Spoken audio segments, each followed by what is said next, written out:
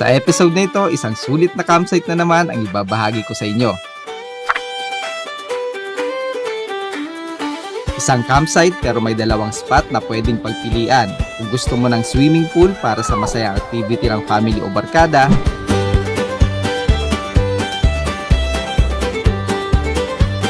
o di kaya naman gusto mo ng raw ambience kung saan mas mai-enjoy mo ang tahimik na kapaligiran at naggagandahang tanawin na talaga namang magpaparelax sa inyo habang kayo ay nagka-camping. Pero syempre, bago ang camping, hindi mawawala ang mga side trip adventures. David Mill! Kaya hindi ko na kayo bibitinin pa. Ako nga pala si Clyde at tara, samahan niyo ako sa aking kwento. 1, 2, 3!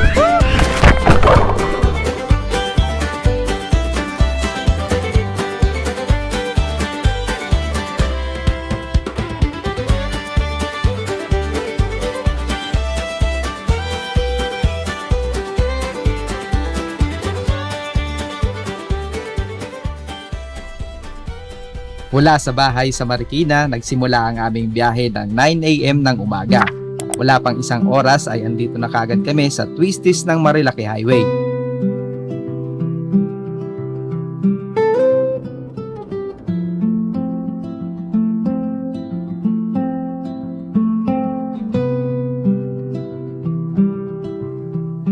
At bago dumiretso sa aming magiging camping spot, ay nagtanghalian muna kami.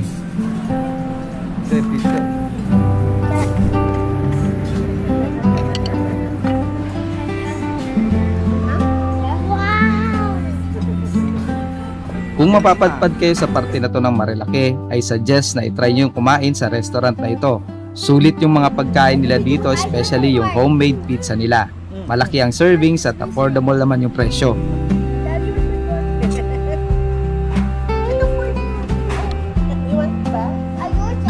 Idagdag mo pa yung magagandang view na makikita mo habang kumakain. Medyo tago nga lang yung pesto kaya mas okay kung ilalagay mo na lang sa mapa kapag pupunta ka rito.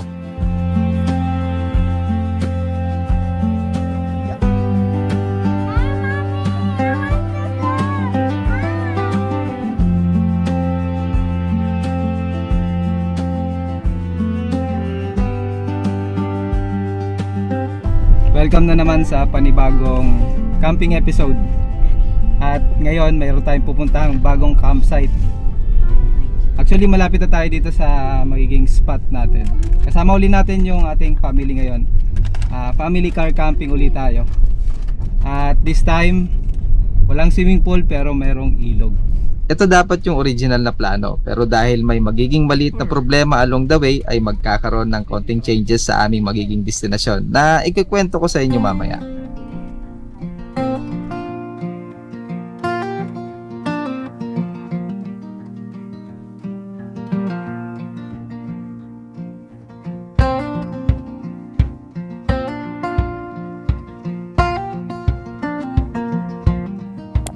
Yan yung dating daanan papasok doon sa, hindi ko alam kung anong barangay yun eh, Santa Ines yata, kasi ito barangay Santo Niño to eh. Pero meron ng tulay dito ang sabi nung may-ari ng campsite. Doon tayo dadaan. Ito ay parte pa rin ng barangay Santo Niño. Tapos pag nakatawid na tayo dito sa ilog ng Lanatin, ang alam ko ay barangay Santa Ines na yan.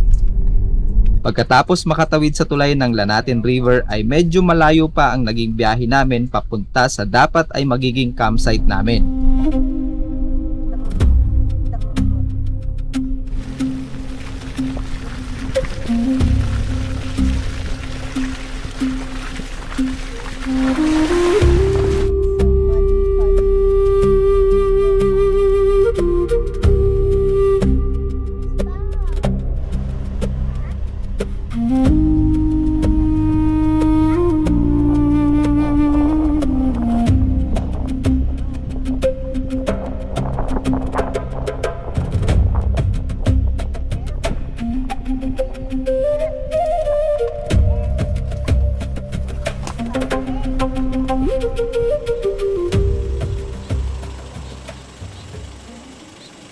Andito na tayo ngayon sa Pililya Windmill. Kung bakit tayo nandito ngayon, mamaya ko na lang ikukwento kapag nasa campsite na tayo. Imbis na nasa Tanay tayo, dapat andito tayo ngayon sa windmill. Pero may rason kung bakit tayo nandito. Say windmill. Say Dahil may isa pa palang river crossing sa una naming campsite na napili na hindi nakakayanin ng aming sasakyan, ay nagpasya kami na humanap na lang ng ibang campsite sa lugar kung saan matatagpuan ang isa sa pinakamalaking man-made lake ng Pilipinas.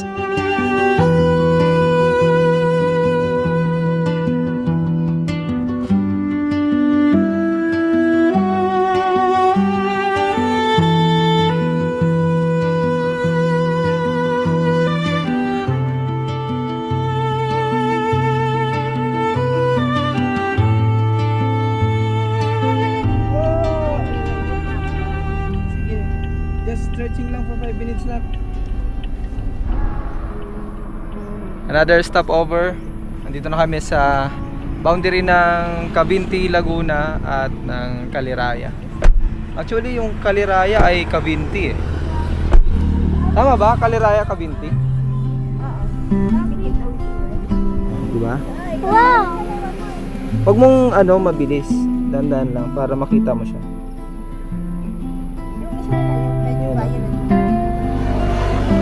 Diba?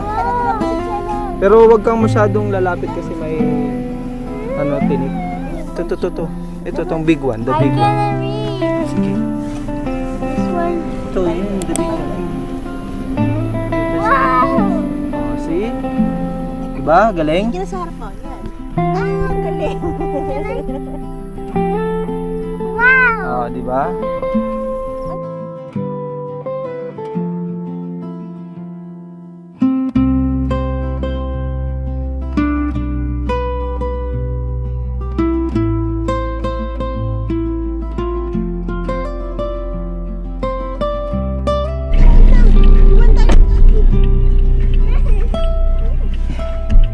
Tapos na ang stopover. Yahay na ulit tayo. Meron na lang tayong 34 minutes, 19 kilometers papunta dun sa ating magiging campsite. Ano po kaya? Mag-walk-in po, pwede po? Ito ang Camp Jawi, isang private campsite dito sa Cavinti, Laguna. May dalawang camping spot sila ditong ino-offer. Yung main campsite na malapit sa swimming pool at isang raw camping spot na may magandang view ng parte ng Caliraya Lake.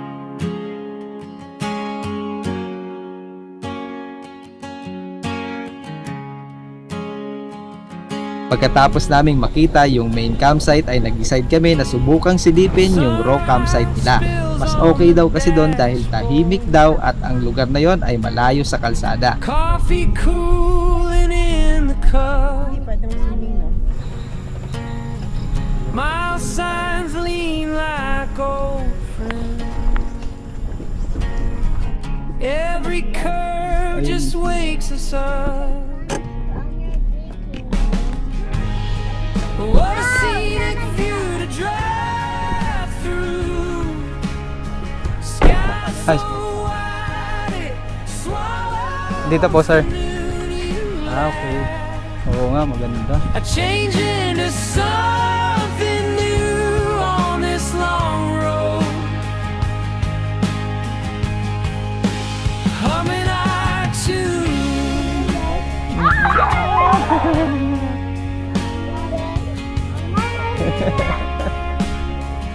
Ngayon ay decided na kami. Dito namin gusto mag-camp.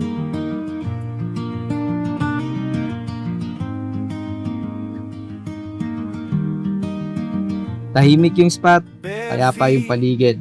Sasadyain na lang namin siguro bukas yung pool para makaligo. Cold mud between my toes. Pagkatapos makapili ng pwesto ay nag-set up na kagad kami ng aming mga gamit. Is a little gross, but your shoulders start to lower. Andito na kami sa aming magiging campsite. Ayan, nakapag-set up na ako. Nagmadali na ako kasi wala nang araw. Nakapaglatag na tayo ng 2 cot tent tapos yung ating awning. Next naman natin yung ating shelter, yung ating tent. Ganda ng spot namin dito. Ito yung magiging Wow, this area namin para sa pagkain namin. Dito lang siguro ako maglalatag ng tent kasi andito yung pinaka magandang flat grounds. At mas maganda, may lilim, may puno sa taas. Bukas na umaga, mapoprotektahan kami yan para pag tumapat na yung araw, at least kahit di kami mag-tarp, pwede pa rin. Tapusin ko lang yung aking pagsasetup at pagpahinga na rin tayo.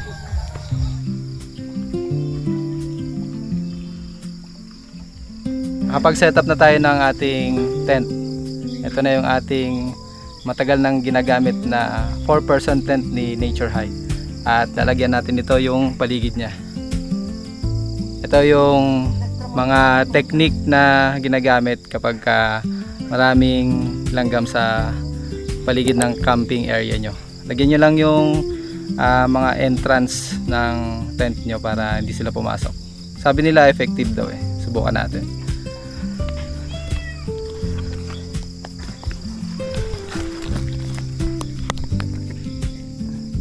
Lagyan natin ng pulbo para lang hindi gumapang yung mga langgam dun sa loob ng tent natin.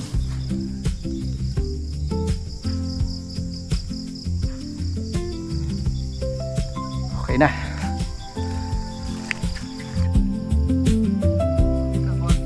Gawa lang ako ng maliit na pausok kasi medyo maraming niknik dito sa spot. Kakaibang niknik siya eh, yung mga maliliit eh, yung pinong-pino. Kaya pausok lang tayo. Meron naman mga kahoy-kahoy sa paligid eh. At syempre, gamit natin yung ating napakatagal na wood stove. Napaka-effective nito. Hindi mo na kailangan mag bonfire kasi dito pwede na rin. Pwede ka na rin magluto, mag-ihaw.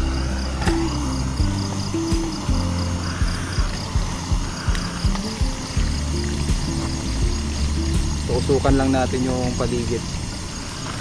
I-ready ko na yung magiging ingredients ng menu namin ngayon. Dito na lahat, at ang aming lulutuin ay sinigang na salmon at yung chicken nuggets na homemade. Ito yung magiging dinner namin.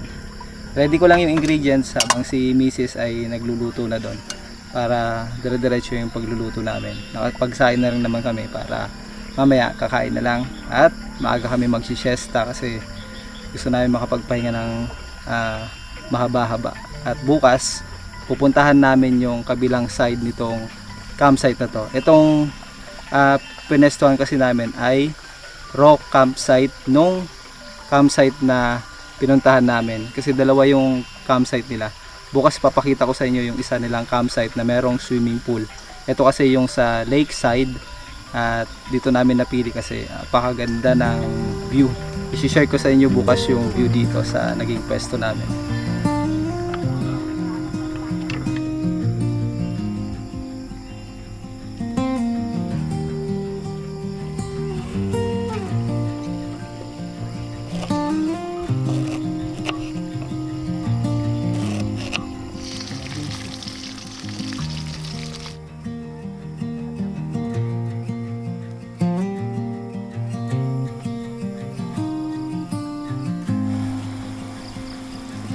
Sarap, salmon.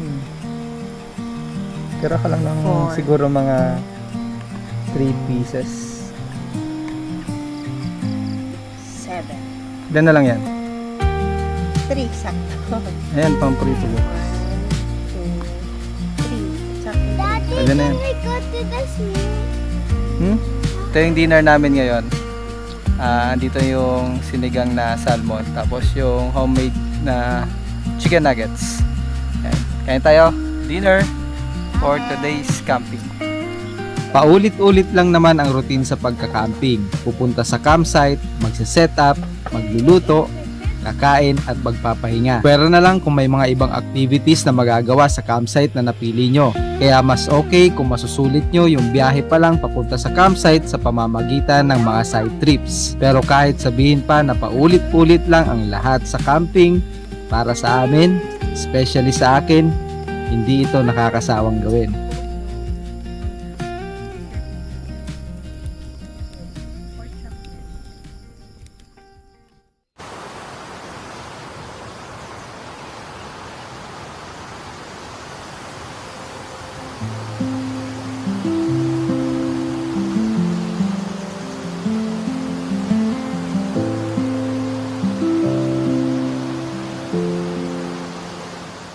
Soft light spills across the land.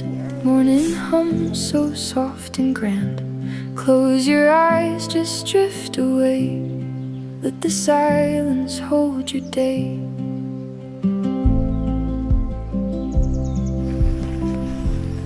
Maulan na morning.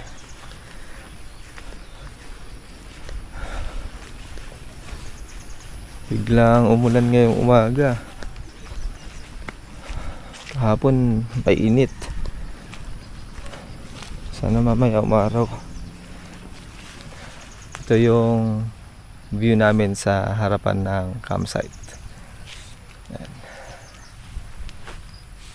Lake. Parte ito ng pinakamalaking lake dito sa Pilipinas. Man-made lake.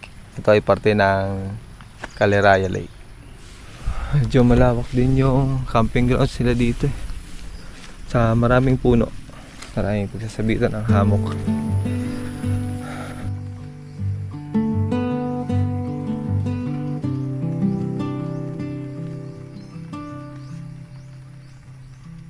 Lumakas pa lalo yung ulan. Buti na lang nakapaglagay na ako ng tarp namin dun sa tent. Tapos dito naman yung ating pinaka sunshade. Effective din pala siya sa mahinang ulan. Walang tumatagos. Para lang may imbakan kami ng mga gamit doon. Tapos itong ating awning, napakalaki ng tulong.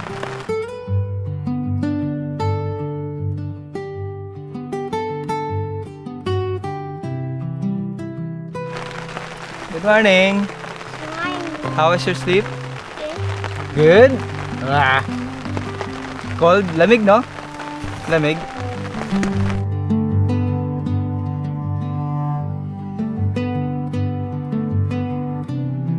Yung alin? Yung river, wala na water. Meron pa. No, all looks Stand up ka. Yeah, but there meron water, but there wala. Look, oh, see? Konti lang. It's dirty na. Konti lang yung water, pero meron pa.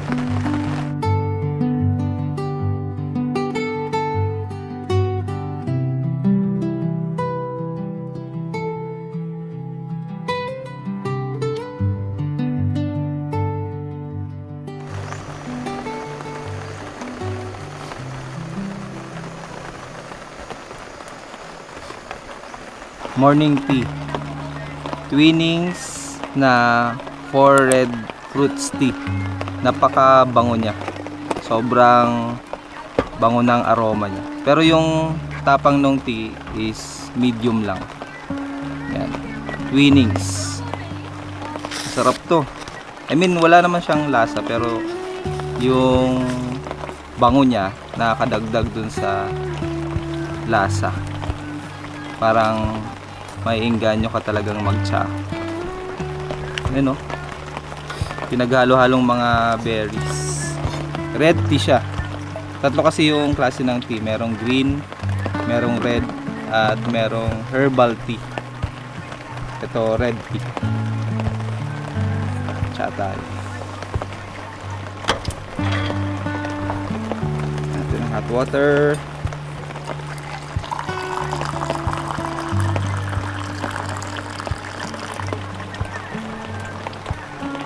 Yan.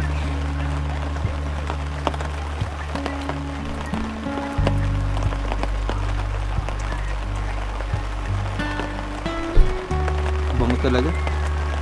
Amoy na. No? Bango. May pabango. Pero ano siya? Amoy pa bango pero Yes. tawag nito? Food pleasant ba tawag doon? Basta ano siya, edible yung kanyang bango, hindi yung pabango na Flavor. pang perfume.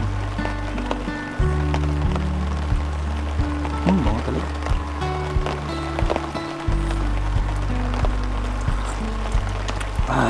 Tapos with matching usok, nagsindi ako ng ano, pausok.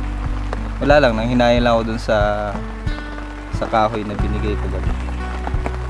Although basa siya, pero tignan nyo, nagliyab pa rin siya ng kaunti. Tsaka sarap sa umaga yung may ganitong usok. Parang sa probinsya ba, yung magsisiga ka sa umaga sa bahay.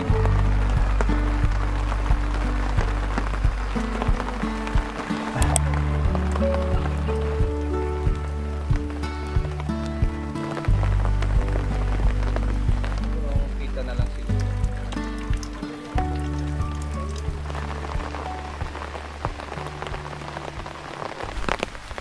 Okay din pala na may payong sa camping. Kapag yung campsite ay medyo malalayo yung CR. Pag umulan, pwede kang pumunta doon. Especially kapag may kasama kayong bata. Payong-payong lang. At speaking of CR, papakita ko sa inyo yung CR nila dito. At yung CR nila dito, huwag kayong mag-expect ng masyadong bongga.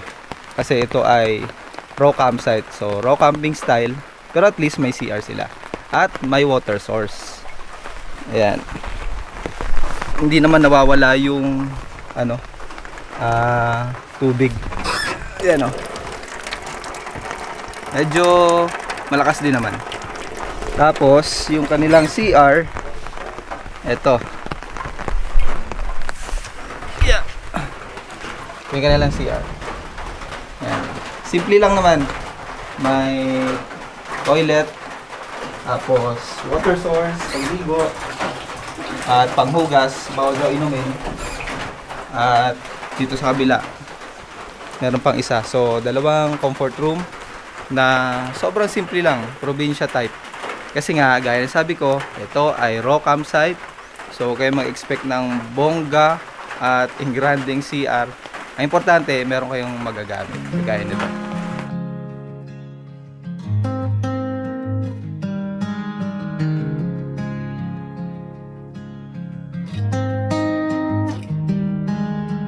Sometimes we lose our light, chasing shadows in the distance. Sometimes we fear the night, forgetting hope can make a difference. Wait for a moment, let your heart rest for a moment. You don't have to pretend. Every road has a bend, don't you know?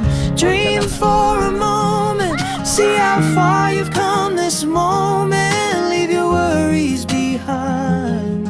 There's a sunrise to find, can't you see? Pagkatapos makapag-almusal sa spot ay nagpasya kami na mag-pack up na kaagad bago pa lumakas ang ulan para na din makaligo sa swimming pool sa kabilang camping spot bago umuwi.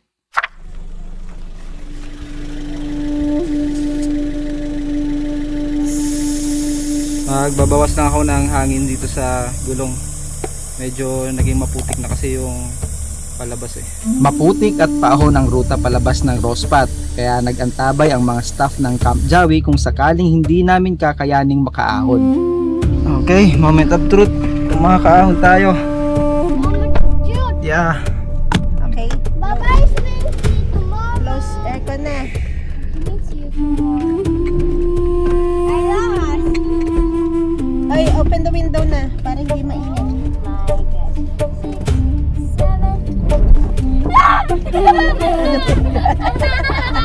Oo nga pala, nakaangkla tayo doon sa ano.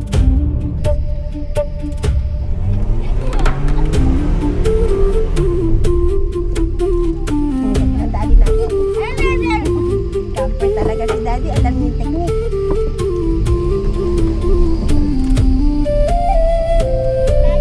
Ito yung mahirap eh, yung pasiko. Okay, unahan mo kuya. Solido? Ito yung mahirap eh, yung pasiko eh. Tama ano. Kailangan may belo kasi. Mahulog tayo dito. Grabe na, amoy ko yung ano ng gas. Do not breathe.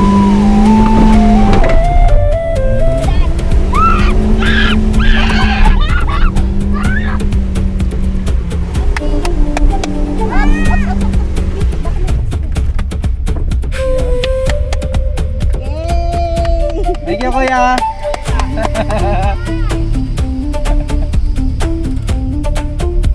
Sasakyan yan, nasa driver yan. Galing ni Daddy! Good job si Daddy, nagawa niya! Success. Wala na akong video nung pag-ahon namin dun sa Putikan, pero ito na lang yung pruweba ko siguro. Yan. Tapos, yeah, my wheels are dirty. Ito. At ang pinakamalala, yung kabilang side. Bagang. Pero naiahon natin yung sedan natin. At bagang. Grabe yung putik. Nag-air down lang ako, tapos kailangan belado talaga yung lahat ng ahon kasi malalamya yung yung acceleration talagang may stuck na siya dun sa putik, kaya kailangan belado. Okay, who wants to go to the swimming pool? Let's go to the swimming pool.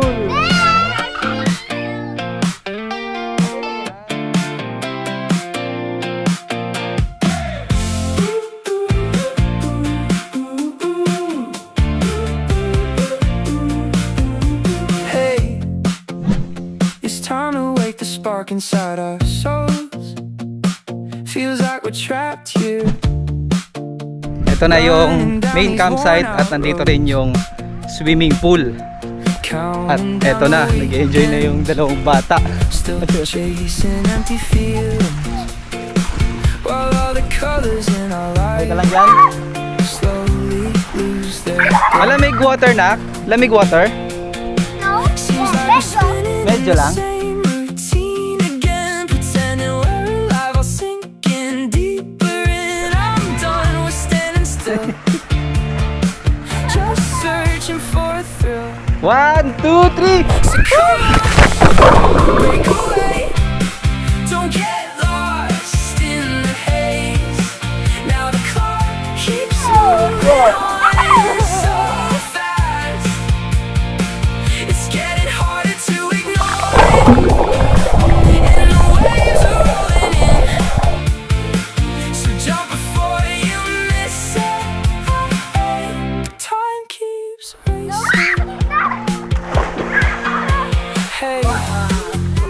Grabe, ang lakas ng ulanin dun sa bandang likuran namin. Pero ito yung best time para mag-swimming dito sa swimming pool. Kasi hindi mo ramdam yung lamig. Mas maligamgam yung swimming pool kaysa dun sa weather dito. Pero pag umahon ka, apakalamig. Sarap. Ang ganda ng view dito sa taas ng pool, oh. 360 view ng mga kabundukan. Enjoy na enjoy yung dalawang bata. I'm the shark again! I'm the shark! Here comes the shark! Bakit ka lumalabas? Wow! Don't get lost in the haze. Now the clock keeps moving on so fast. It's getting harder to ignore it. And the waves are rolling in. So jump before you miss it. Time keeps racing. Madami na akong naging adventure, mga mahahabang paglalakbay at mga hindi pangkaraniwang lugar na napuntahan. Kaya sa tingin ko, solved na ang adventure spirit ko. Oras na siguro na yung sa kanila Taking naman. it easy, lean Siguro ito na yung out the time na yung mga trip naman nilang adventure ang subukan ko. washing out the shadows. Today just feels smooth like it's meant Hanggang sa to go. susunod nating episode, magkita-kita ulit tayo. Maraming salamat sa panonood. A little too far. I'm still lost in the painted blue sky, tasting sweet peace of mind. Wish I could hand it to you. Yeah, I'd give anything just